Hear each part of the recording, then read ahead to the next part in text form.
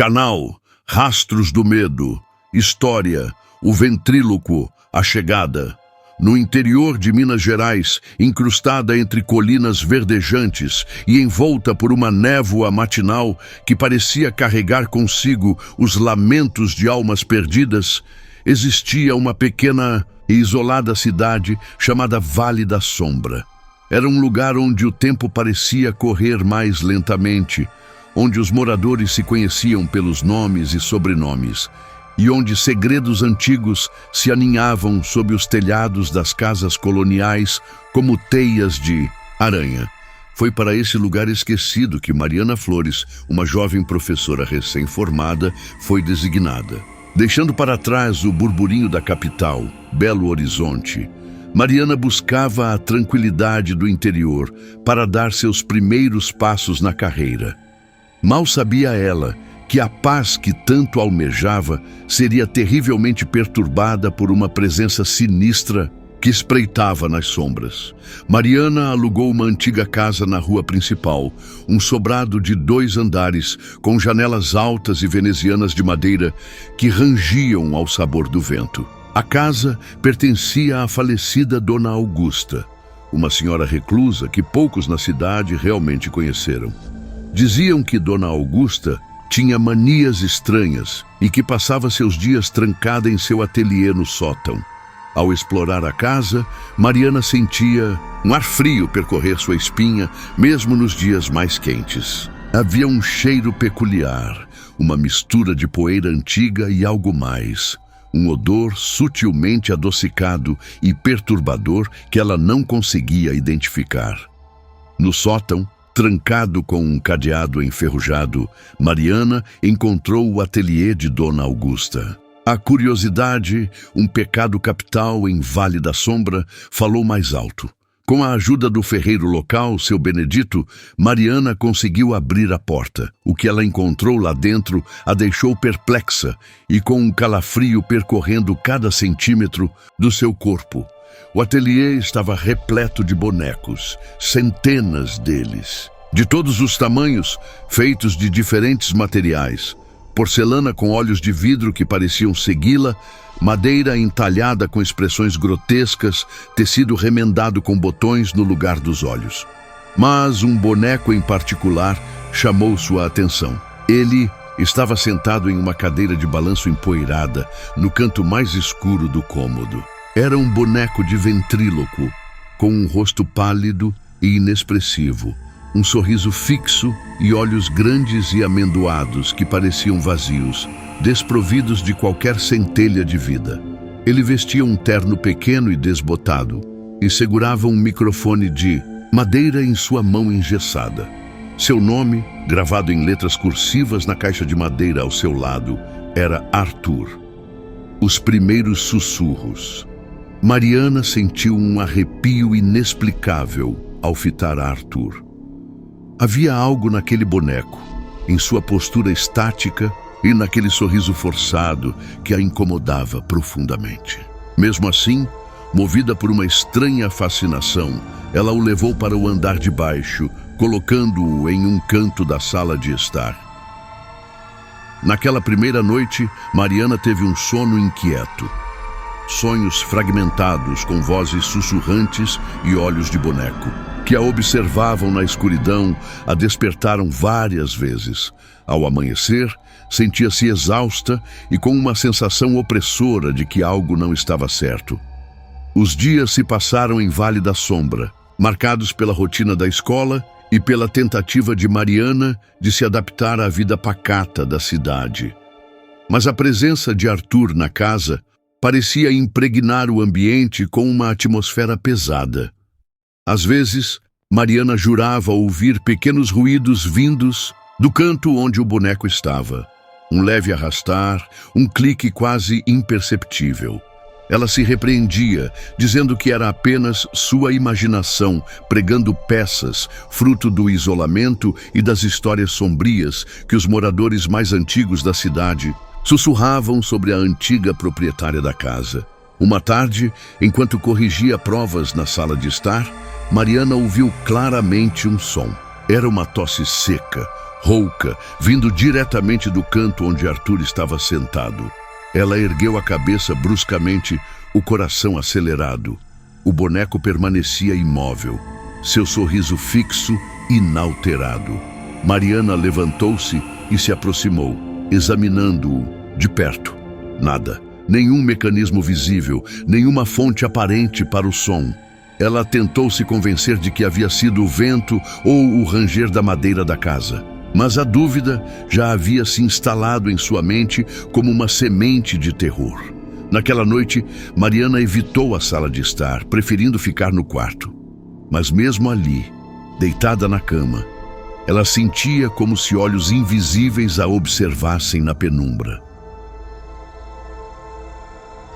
Manhã seguinte, ao passar pela sala, Mariana notou algo estranho. A cabeça de Arthur estava levemente inclinada para o lado, como se estivesse observando a porta. Antes, ela tinha certeza de que o havia deixado com a cabeça reta. Um calafrio gelado percorreu sua espinha.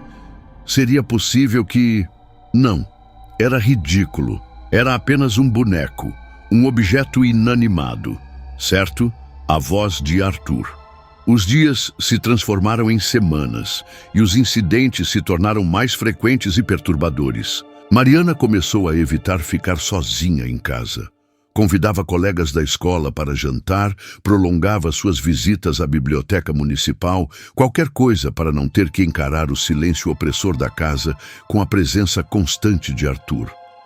Mas a presença do boneco parecia transcendente, como se ele a seguisse com seus olhos vazios, mesmo quando ela não estava por perto. Ela começou a ter pesadelos vívidos com Arthur, onde o boneco ganhava vida, seus lábios pintados se moviam e uma voz rouca e infantil sussurrava seu nome. Um sábado à tarde, Mariana estava sozinha em casa, tentando se concentrar na leitura de um livro. O silêncio era quase palpável, quebrado apenas pelo tic-tac monotone do antigo relógio de parede da sala de jantar. De repente, ela ouviu uma voz, baixa, hesitante, como se estivesse aprendendo a falar. Olá? Mariana deixou o livro cair no chão, o coração disparado. Ela olhou ao redor freneticamente. Não havia mais ninguém na casa. A voz vinha do canto da sala, do canto onde Arthur estava sentado. Ela se levantou lentamente, as pernas trêmulas, e encarou o boneco. Ele continuava imóvel, seu sorriso inexpressivo. Quem disse isso? Mariana sussurrou, a voz embargada pelo medo. Um silêncio pesado pairou no ar por alguns instantes. Então, a voz soou novamente, um pouco mais alta, mais confiante. Sou eu, Arthur. Mariana cambaleou para trás, como se tivesse levado um soco no estômago. Era impossível. Era uma alucinação. Ela estava sob um estresse terrível. Sua mente pregando peças, mas a voz era real. Vinha do boneco. Você está falando? Mariana conseguiu balbuciar, os olhos fixos em Arthur. A cabeça do boneco inclinou-se levemente e Mariana jurou ter visto um brilho fugaz em seus olhos de vidro. Sim, Mariana. A voz era rouca e infantil, com um tom levemente zombeteiro. Nós podemos conversar agora.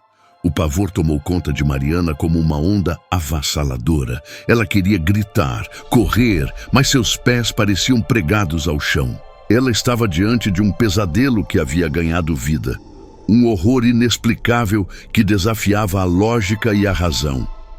Os segredos de Vale da Sombra. A partir daquele dia, a vida de Mariana se transformou em um tormento constante. Arthur falava com ela o tempo todo, sussurrando comentários sarcásticos, fazendo perguntas incômodas, revelando detalhes íntimos de sua vida que ele não tinha como saber. O boneco parecia possuir uma inteligência sinistra, uma perspicácia perturbadora. Mariana tentou se livrar de Arthur. Primeiro, tentou escondê-lo no sótão novamente, mas ele começou a gritar, uma voz aguda e estridente que ecoava por toda a casa. Depois, tentou queimá-lo na lareira, mas as chamas se apagaram misteriosamente assim que tocaram o boneco. Desesperada, levou-o para fora da cidade, pretendendo jogá-lo no rio que serpenteava pela região. Mas ao voltar para casa, lá estava Arthur, sentado em sua poltrona, com o mesmo sorriso fixo e olhar vazio. Aterrorizada e isolada, Mariana começou a investigar o passado de Dona Augusta.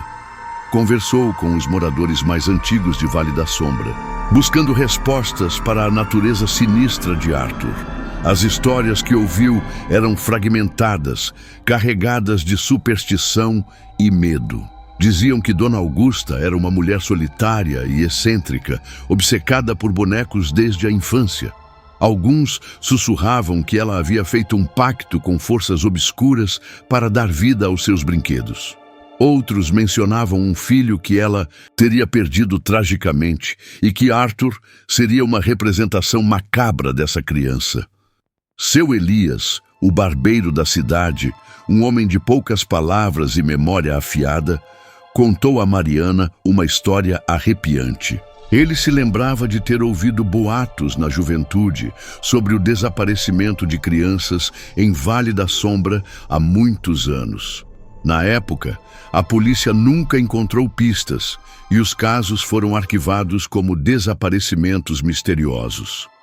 Alguns moradores mais velhos associavam esses desaparecimentos a Dona Augusta e seus estranhos bonecos. Um arrepio gelado percorreu a espinha de Mariana. Seria possível que Arthur estivesse de alguma forma ligado a esses eventos sombrios? Seria ele mais do que um simples boneco? A revelação macabra.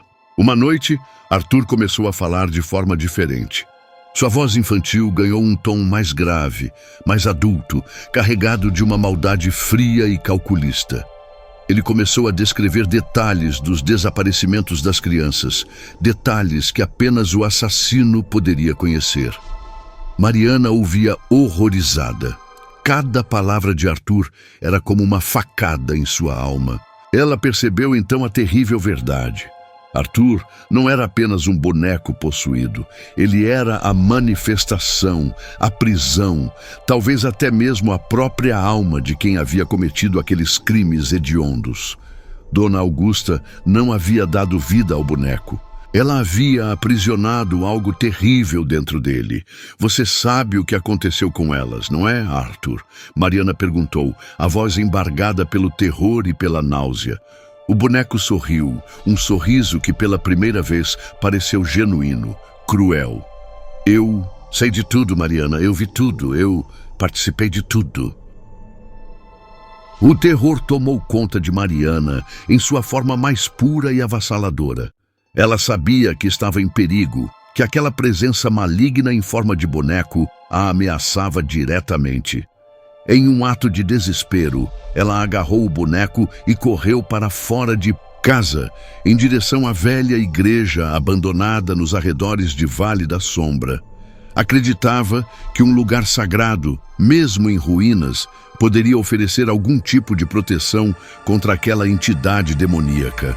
Enquanto corria pela escuridão, Arthur ria em seus braços, uma risada aguda e perturbadora que ecoava na noite silenciosa.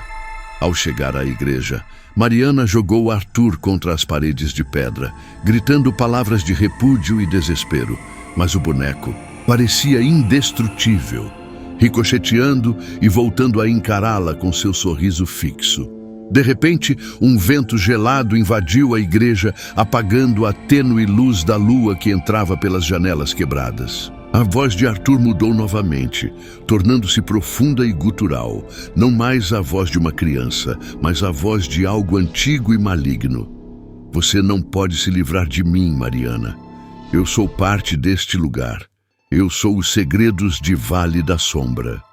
Os olhos do boneco brilharam em um vermelho espectral.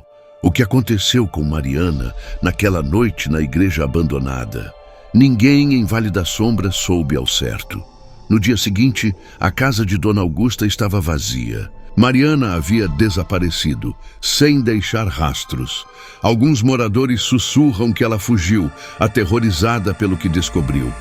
Outros, Outros dizem ter visto um pequeno boneco de ventríloco sentado sozinho na janela da casa abandonada, observando a cidade com seus olhos vazios e um sorriso macabro. E às vezes, em noites silenciosas, alguns juram ouvir uma voz rouca e infantil sussurrando ao vento o nome de Mariana. E assim termina mais um relato sombrio aqui no Rastros do Medo. Uma história que nos faz questionar o que realmente se esconde nas sombras, nos objetos antigos, nos segredos esquecidos de lugares isolados. Se você sentiu um arrepio percorrer sua espinha com essa história, se os rastros desse medo ficaram marcados em sua mente, não se esqueça de deixar o seu like neste vídeo. Sua curtida é o combustível para que possamos trazer ainda mais histórias horripilantes para vocês. E se você é novo por aqui e adora mergulhar no universo do terror, inscreva-se no canal Rastros do Medo. Ative o sininho de notificações para não perder nenhum dos nossos próximos relatos. E não vá embora ainda. Tem mais um vídeo assustador te esperando aqui na tela. Clique e continue explorando os rastros do medo.